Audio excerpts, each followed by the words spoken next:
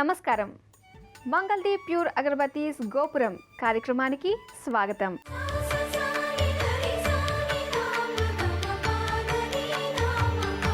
ఈరోజు గోపురంలో సాంప్రదాయాలు చెప్పుకునే ముందుగా అర్చనలో మన ఇష్టదైవాన్ని స్మరించుకుందాం.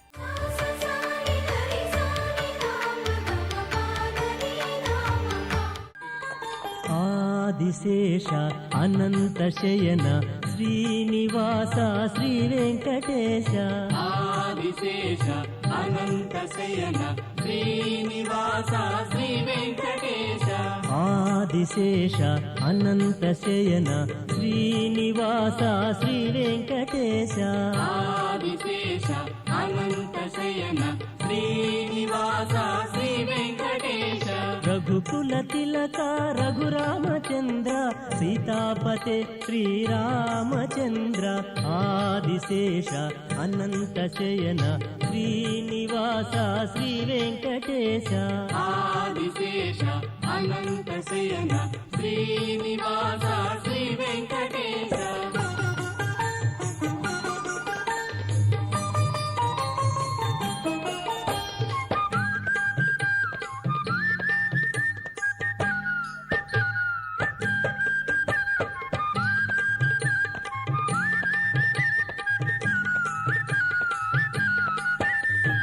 యదుకుల భూషణ యశోదనందన రాధాపతే గోపాలకృష్ణ. యదుకుల భూషణ యశోదనందన రాధాపతే గోపాలకృష్ణ. ఆదిశేష అనంత శయన శ్రీనివాస శ్రీ వెంకటేశ. ఆదిశేష అనంత శయన శ్రీనివాస శ్రీ వెంకటేశ.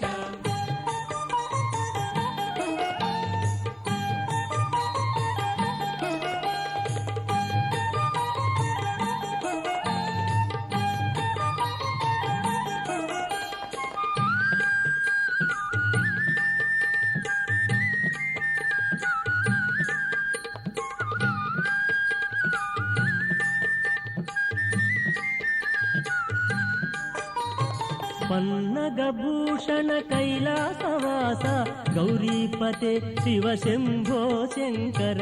పన్నగభూషణ కైలాసవాస గౌరీపతే శివ శంభో శంకర. ఆదిశేష అనంత శయన శ్రీనివాస శ్రీ వెంకటేశ.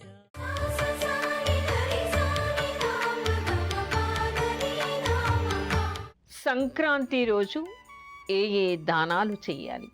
సంక్రాంతి మనకి ఈసారి 2 రోజుల తర్వాత 15వ తారీఖు వస్తోంది. అయితే ఎప్పుడు కూడా మనం గోపురంలో పండగ విశేషాలు 1-2 రోజులు ముందుగానే చెప్పుకుంటున్నాం కాబట్టి ఈరోజు చెప్పుకుంటున్నాం. దానిలో సంక్రాంతికి గురించినటువంటి అనేక విషయాలు చెప్పుకోవాలి కాబట్టి ఈరోజు గోపురంలో, రేపు శుభమస్తులో, ఎల్లుండి శుభమస్తులో కూడా మనం సంక్రాంతికి, కనుమకి, భోగికి సంబంధించినటువంటి అనేక విషయాలు చెప్పుకుంటాం. అయితే సంక్రాంతి రోజు ఏ దానాలు చేయాలి? సంక్రాంతి ఏమిటి? మనకి మకర సంక్రాంతి అంటూ ఉన్నాం. సూర్యుడు మకర రాశిలో ప్రవేశించగానే మనకి ఉత్తరాయణం ప్రారంభమవుతుంది. ఉత్తరాయణ పుణ్యకాలంగా దీన్ని చెప్తారు. అయితే ఉత్తరాయణ పుణ్యకాలం ఎప్పటి వరకు ఉంటుంది? ఎప్పుడైనా సహజంగా ఉత్తరాయణానికి అంటే ఉత్తరాయణం ప్రారంభం అయిన తర్వాత 40 ఘడియల వరకు ఉంటుందిట. అయితే ఆ 40 ఘడియల్లో కూడా స్నానము, దానము, జపము ఇవన్నిటికి కూడా చాలా విశిష్టత ఉంది. అయితే ఈసారి మనకి ఏం జరుగుతోంది? సూర్యుడు మకరంలో ప్రవేశించడం అనే దానికి ఒక సమయం అంటూ లేదు. ఒక్కో సంవత్సరం ఒక్కో సమయంలో మకర రాశిలోకి ప్రవేశిస్తూ ఉంటాడు. ఒకసారి ఉదయం పూట, ఒకసారి మధ్యాహ్నం, ఒకసారి సాయంత్రం, ఒకసారి రాత్రి. సూర్య గమనాన్ని అనుసరించి ఒక్కో సంవత్సరం ఒక్కో సమయంలో అది పడుతూ ఉంటుంది. ఈసారి మనకి రేపు 14వ తారీఖు రాత్రి 1:20 సూర్యుడు మకర రాశిలోకి ప్రవేశిస్తూ ఉన్నాడు. అయితే అర్ధరాత్రి ప్రవేశించినప్పుడు మరి ఎలా చెయ్యాలి అంటే దాని తర్వాత 1 గంట నుంచి మనకి 20 ఘడియలు అంటే దాదాపు 8 గంటల సమయం ఉంటుంది. 8 గంటల లోపల అంటే ఉదయం 8 గంటల లోపల చేయవలసినవన్నీ చేయాలి. ఏమేమి చెయ్యాలి? సంక్రాంతికి అయితే భోగి రోజు అభ్యంగన స్నానం చేస్తారు. కానీ సంక్రాంతి పండగ రోజు మాత్రం అభ్యంగన స్నానం లేదు. ఆ రోజు ఏమిటంటే ఎవరైనా నది దగ్గర ఉంటే నది దగ్గర స్నానం చేయాలని చెప్తూ ఉంటారు. సముద్రం కానీ నది కానీ, నదీ సముద్రం సంగమ స్థలిలో కానీ, 2 నదుల సంగమ స్థలిలో కానీ చేయాలని, లేదా బావి దగ్గర చేయాలని. తెల్లవారుజాముని స్నానం చెయ్యాలిట.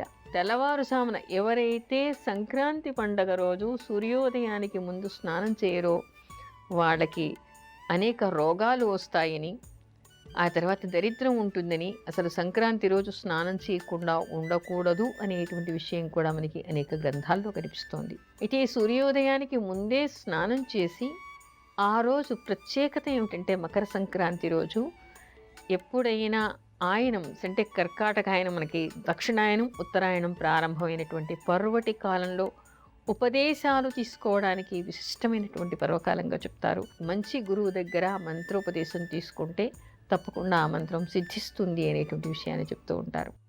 అలా మంత్రోపదేశం పొందటానికి విశిష్టమైనటువంటి పర్వటి కాలంగా అది చెప్తారు. అది పక్కన పెడితే ఆ రోజు అనేక దానాలు చేయాలి అని కూడా చెప్తారు. అయితే ఇక్కడ మరో విషయం కూడా మనకి కనిపిస్తుంది.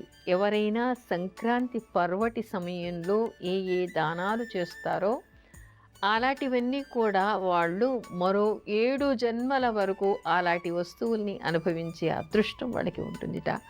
యోగ్యత భగవంతుడు అనుగ్రహిస్తాట. అంటే మామూలుగా ఏం చెప్తారు, మనము ఏ దానం చేశామో దాన్ని మాత్రమే మనం అనుభవిస్తూ ఉంటాం. మిగతా ఇవి కూడా మనకి అనుభవించేటువంటి యోగ్యత ఎవరికీ ఉండదు. ఎందుకు, కొంతమందికి శ్రీమంతులు, కొంతమంది పేదవాళ్ళు, కొంతమంది మధ్యతరగతి వాళ్ళు ఎందుకు ఉండాలి. కొంతమందికి భూములు ఉంటాయి, కొంతమందికి వాహనాలు ఉంటాయి, కొంతమందికి వస్త్రాలు ఉంటాయి, కొంతమందికి డబ్బు ఉంటుంది, కొంతమంది తినగలుగుతారు, కొంతమంది తినలేరు. అన్ని రకాల వాళ్ళు మనకి కనిపిస్తూ ఉంటారు. అయితే ఇలాంటి తేడాలు ఎందుకు ఉండాలి అంటే ఎవరెవరు ఎలాంటి దానాల్ని చేస్తారో వాళ్ళు మళ్ళీ వాటిని పొందుతారుట. అంటే ఇక్కడ మనకి ఏమర్థం అవుతుంది, దానం ఏది చేస్తామో దాన్ని మాత్రమే మనం అనుభవించగలుగుతాము. 7 జన్మల వరకు మళ్ళీ వాటిని పొందేటువంటి అవకాశం ఏర్పడుతుందిట. అందుకని అత్యంత పర్వటి కాలంగా దానాల కోసం ప్రత్యేకంగా చెప్తారు సంక్రాంతి పండగని. అంటే ఆ సంక్రాంతి రోజు కూడా ఎప్పుడు లోపల చెయ్యాలి, సూర్య సంక్రమణం మకర రాశిలోకి జరిగినప్పటి నుంచి 40 ఘడియలు, ఒక ఘడియ 24 నిమిషాలుగా చెప్తారు. అంటే ఈసారి 14 తారీఖు అర్ధరాత్రి 1:20 కాబట్టి అప్పటి నుంచి 8 గంటల సమయం, అంటే ఇంచుమించుగా ఉదయం 8:30 వరకు కూడా ఈ పర్వటి కాలంగా మనం చెప్పుకోవాలి. ఉత్తరాయణం వచ్చిన తర్వాత సంక్రాంతి రోజు ఏ సమయంలో చేసినా పుణ్యమే. అసలు నిజానికి ఉత్తరాయణంలో ఎప్పుడు చేసినా కూడా పుణ్యమే. దానికంటే సంక్రాంతి రోజు చేస్తే పుణ్యం. దానికంటే కూడా ఆ పర్వకాలంలో చేస్తే పుణ్యతమం అంటారు, అంటే శ్రేష్టమైంది అని. అందుకని విశిష్టమైనటువంటిది కాబట్టి దానాలు చేయాలి. అయితే ఎలాంటి దానాలు చేయాలి, ఇక్కడ ముఖ్యంగా చెప్పేటువంటిది కంచు పాత్రలో కానీ, వెండి పాత్రలో కానీ, ఇత్తడి పాత్రలో కానీ, రాగి పాత్రలో కానీ, చివరికి మట్టి పాత్రలో కానీ తిలదానం చేయటం చాలా శ్రేష్టం అని చెప్తారు. అంటే దీనికి తిల సంక్రాంతి అనేటువంటి పేరుంది. అందుకని తిలదానం చేయాలి. తిలతర్పణం, పెద్దలకి తిలతర్పణం చేయాలి. తప్పనిసరిగా తండ్రి లేనటువంటి వాళ్ళు తిలతర్పణం చేయాలి అని చెప్తారు. శ్రాద్ధ దినంతో సమానమైందిగా చెప్తారంటే పిండ ప్రదానం చేసి శ్రాద్ధం పెట్టక్కరలేదు, కానీ తండ్రి లేనటువంటి వాళ్ళందరూ కూడా ఆ రోజు ఉదయాన్నే స్నానం చేసి సూర్యభగవానుడికి నమస్కారం చేసుకొని తమ పెద్దవాళ్ళందరికీ కూడా నువ్వులతో తర్పణం చెయ్యాలిట, బ్రాహ్మణికి భోజనం పెట్టాలిట. అంటే అన్నదానం చేయటం ఒక రకంగా, బ్రాహ్మణికి పితృదేవతల ప్రీత్యర్థంగా భోజనం పెట్టడం అనేది ఒకటి చెప్తారు. అయితే కేవలం పితృదేవతలకు పెట్టడం మాత్రమే కాదు, తిల సంక్రాంతి అనేటువంటిది అత్యంత శుభకరమైనటువంటిది. కేవలం పితృదేవతల కోసమే కాదు, తిలల్ని దానమైనా చెయ్యాలి. ఏ విధంగా, బంగారు పాత్ర కానీ, వెండి పాత్ర కానీ, రాగిది కానీ, కంచుది కానీ, ఇత్తడిది కానీ, చివరికి మట్టి పాత్ర కానీ, దానిలో నువ్వుల నింపి, చాలామందికి అనుమానం, శనికి ఏమైనా బలం పెరుగుతుందేమో, నువ్వులు దానం తీసుకోవచ్చా, నువ్వులు దానం చేయొచ్చా, నువ్వులు తినచ్చా, నువ్వులు ముట్టుకోవచ్చా, లాంటివన్నీ కూడా ఈ రోజుల్లో చాలామందికి సందేహాలు. కానీ మీరు ఎవరైనా ధర్మసింధు చదవండి, మీకు అర్థమవుతుంది. అందులో ఏముంటుందంటే విష్ణుమూర్తి శరీరంలోని రోమాల నుంచి ఉద్భవించినటువంటి అత్యంత పవిత్రమైనటువంటివి నువ్వులు. అవి తెల్ల నువ్వులు కావచ్చు, నల్ల నువ్వులు కావచ్చు, విశిష్టమైనటువంటివి నువ్వులు. అందుకని ఆ నువ్వుల్ని తప్పనిసరిగా సంక్రాంతి రోజు దేవుడికి నివేదన చెయ్యాలి, నువ్వులని దానం చెయ్యాలి, నువ్వులని తినాలి, నువ్వుల వంటకాలు చేసి నువ్వుల్ని తినాలి. అందుకే సంక్రాంతికి అరిసెలు, చెక్కిలాలు, కజ్జికాయలు నువ్వుల పిండి వేసి నువ్వులతో చేస్తూ ఉంటారు, నువ్వుల పొడి చేస్తూ ఉంటారు, నువ్వుల పచ్చడి చేస్తూ ఉంటారు, నువ్వులు తినాలి అంటారు. అంతేకాదు ధర్మసింధులో మనకి మరొక విశేషం కూడా కనిపిస్తుంది. సంక్రాంతి నుంచి రథసప్తమి వరకు 3 పాళ్ళు నువ్వులు, 1 పాలు పంచదార కలిపి రోజు ఇంటికి ఎవరు వచ్చినా ప్రతి ఒక్కరికి కూడా ఆ నువ్వులు పంచదార మిశ్రమాన్ని పెట్టాలిట. అలా పెడితే చాలా ఆయుష్కరమని, అపమృత్యు దోషాలు పోతాయి తిన్న వాళ్ళకి, తీసుకున్న వాళ్ళకి కూడా.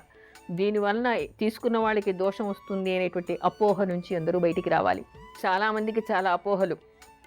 నువ్వుల కోసం శని అని భయపడి నువ్వుల్ని ముట్టుకోవటం లేదు, నువ్వుల్ని తినటం లేదు. నువ్వులు తినటం వలన రకరకాల రోగాలు పోతాయి అనేటువంటి విషయాన్ని చాలామంది తెలుసుకోవాలి.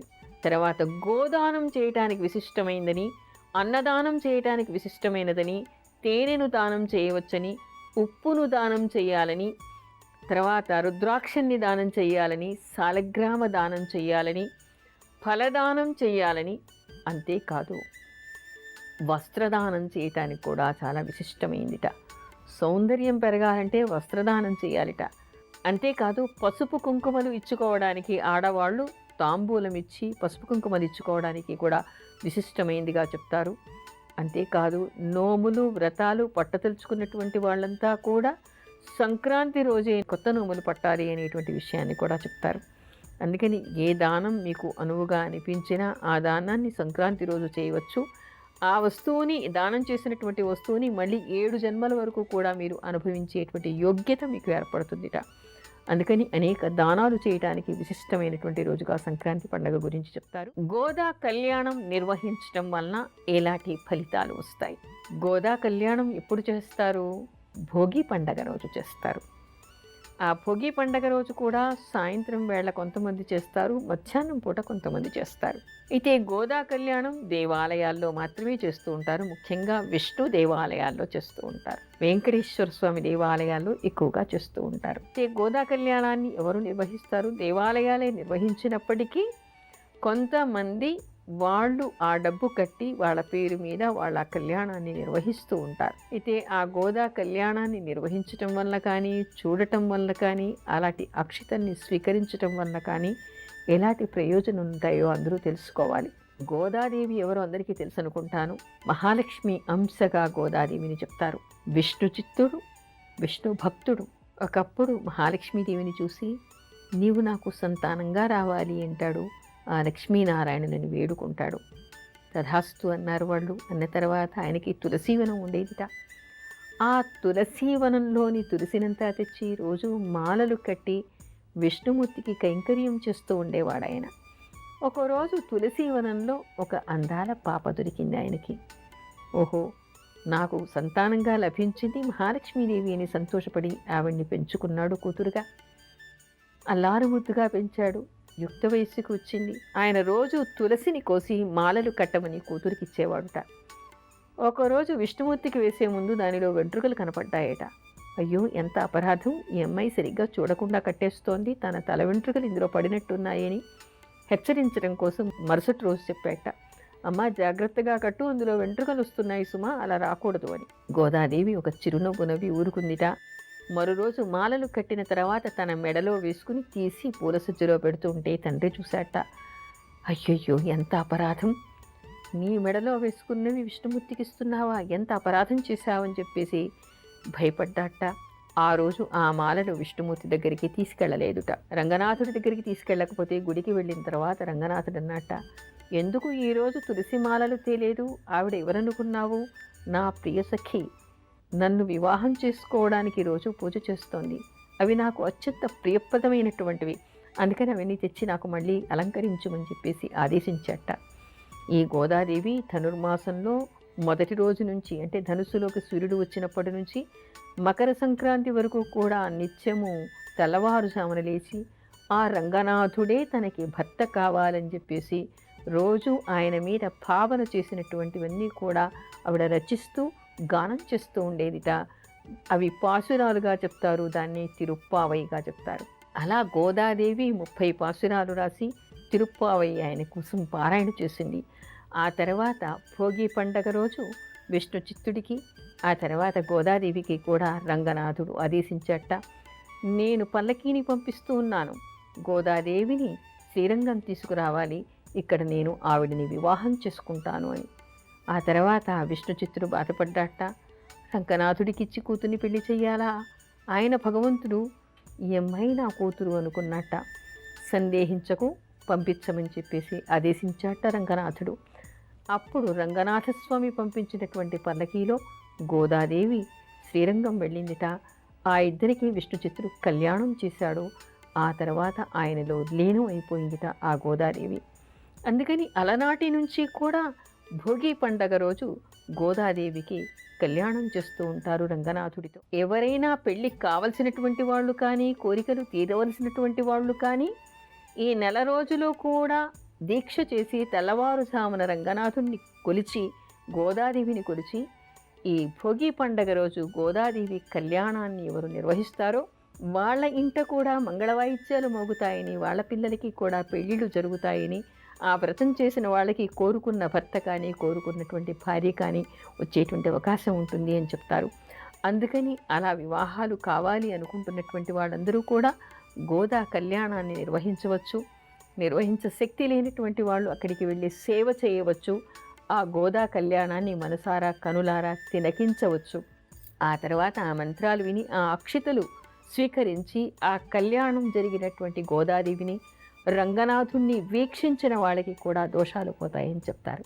ఈ నెల రోజులు అంటే ధనుర్మాసంలో ఎవరైతే దీక్ష చేసి ఉన్నారో వాళ్ళందరూ కూడా గోదా కళ్యాణంలో పాల్గొనటం కానీ, నిర్వహించటం కానీ, సేవ చేయటం కానీ, చివరికి కళ్ళారా వీక్షించి అక్షతల్ని స్వీకరించటం వల్ల కానీ వాళ్ళకి శుభాలు జరుగుతాయి అని చెప్తారు.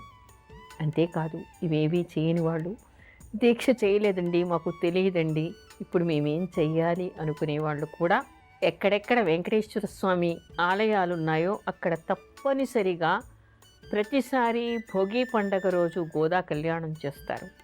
ఆ గోదా కళ్యాణ సమయానికి వెళ్ళి మీకు తోచినటువంటి సేవ చేసి ఆ కళ్యాణాన్ని కనులారా వీక్షించి అక్కడ ఆ తలంబ్రాలు పోసినటువంటి అక్షతల్ని మీరు తెచ్చుకోండి. పెళ్ళి కావలసినటువంటి మీ పిల్లల మీద వేయండి. ఆ సంవత్సరంలో పుట్టినరోజులు జరిగినప్పుడు లేదా పెళ్లి రోజులు ఉన్నప్పుడు, శుభాలు ఉన్నప్పుడు, ఊర్లకి వెళ్ళినప్పుడు కూడా నమస్కారం చేసి ఆ అక్షతల్ని స్వీకరించటం వలన కూడా మీకుండేటువంటి అశుభాలు తొలగటం, కష్ట నష్టాలు తొలగిపోవడం, ఆటంకాలు తొలగిపోవడం, ఆ రంగనాథుడి అనుగ్రహం వలన మీకు శుభాలు చేకూరడం జరిగే అవకాశం ఉంటుంది. ఎప్పుడో లేదు కదా, రేపే గోదా కళ్యాణం. అందుకని దీక్ష చేసినటువంటి వాళ్ళు, చెయ్యనటువంటి వాళ్ళు కూడా తప్పనిసరిగా గోదా కళ్యాణాన్ని వీక్షించేటువంటి అవకాశాన్ని ఏర్పరచుకోండి. గోదా కళ్యాణాన్ని చూడండి. ఆ గోదాదేవి రంగనాథుడి అనుగ్రహానికి పాత్రులు కండి.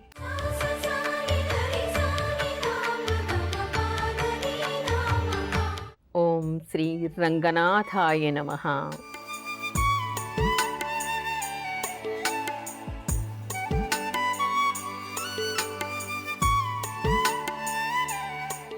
ఈ రంగనాథుడు ఎవరు? శ్రీరంగంలో వెలిసినటువంటి విష్ణుమూర్తి. ఆ రంగనాథుడే గోదాదేవిని అనుగ్రహించి కళ్యాణం చేసుకుని తనలో లీనం చేసుకున్నటువంటి వాడు రంగనాథుడు.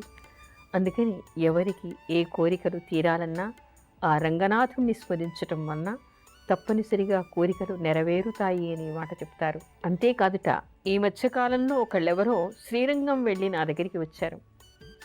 అమ్మాయిలకి వివాహ స్థానంలో దోషాలు ఉన్నప్పుడు విష్ణు ప్రతిభతో కానీ, రవి చెట్టుతో కానీ కుంభ వివాహం కానీ చెయ్యాలి అనేటువంటి పరిహారాలు మనకి ముహూర్త చింతామణిలో కనిపిస్తూ ఉన్నాయి. అలా వారికి చెప్పినప్పుడు వారు మరొకటి కూడా నాకు చెప్పారు. ఆ విషయం నిజానికి నాకు తెలియదు. ఏమిటంటే, శ్రీరంగంలో ఎవరికైనా అమ్మాయిలకి వివాహ స్థానంలో దోషాలు ఉంటే అక్కడ అమ్మాయిలకి శ్రీరంగనాథుడితోనే వివాహం చేసేటువంటి ప్రక్రియ కూడా ఉందిట, దోష పరిహారార్థం చేయడం కోసమని. అందుకని మీరు దాని గురించి ఎవరైనా శ్రీరంగం వెళ్ళినప్పుడు కనుక్కొని అలాంటి పరిహారాలు కూడా మీరు చేసుకోవచ్చు. అంటే రంగనాథుడితో కళ్యాణం జరగటం వలన కూడా వివాహ స్థానంలో ఉండేటువంటి దోషాలు పరిహారం అవుతాయి అనేటువంటి విషయం తెలుస్తోంది. అంతవరకు అలాంటి అవకాశం కలగాలని, వివాహ స్థానంలో ఉండేటువంటి దోషాలు పోవాలని, జీవితంలో ఉండేటువంటి ఆటంకాలు చీకట్లు తొలగిపోవాలని రంగనాథుణ్ణి స్మరించండి, రంగనాథ జపం చేయండి. గోపురంపై మీ అమూల్యమైన సలహాలు మాకు తెలపండి. మా చిరునామా గోపురం, care of Zee Telugu, post box number 102, Khairatabad, Hyderabad 5,04,000. మా ఈమెయిల్ ఐడి gopuram.ctelugu@gmail.com. చూశారు కదా, ఇది ఇవాల్టి మంగళదీప్ ప్యూర్ అగరబత్తీస్ గోపురం కార్యక్రమం. మరో ఎపిసోడ్లో మళ్ళీ కలుసుకుందాం. అంతవరకు సెలవు, నమస్కారం.